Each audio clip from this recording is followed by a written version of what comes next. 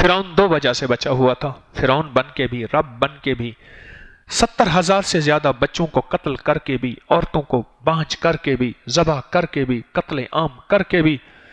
آج تک جتنے بھی دنیا کے قاتل ملے ہیں کنہوں نے معصوم بچوں کو قتل نہیں کیا۔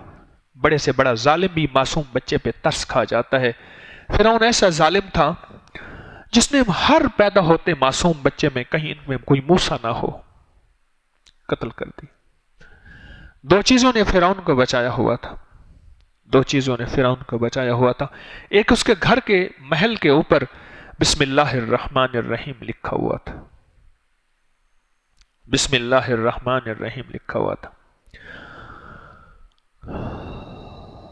اور ایک اور روایت میں نے پڑھا ساتھ لکھا ہوا تھا ماشاء اللہ لا قوت الا باللہ۔ یہ دونوں چیزیں میں نے پھر ٹائل بنوا کے جب گھر اپنا بنوایا تھا لگا دی تھی، آج بھی لگی ہوئی ہیں۔ ایک بسم اللہ الرحمن الرحیم لکھا ہوا تھا، ایک بسم اللہ ماشاء اللہ لا قوت الا باللہ۔ اور میں جس دن اللہ کا عذاب آیا یہ چیزیں دونوں ختم ہو گئیں، اللہ نے اپنے حکم سے اپنے پاکیزہ ناموں کو اٹھا لیا۔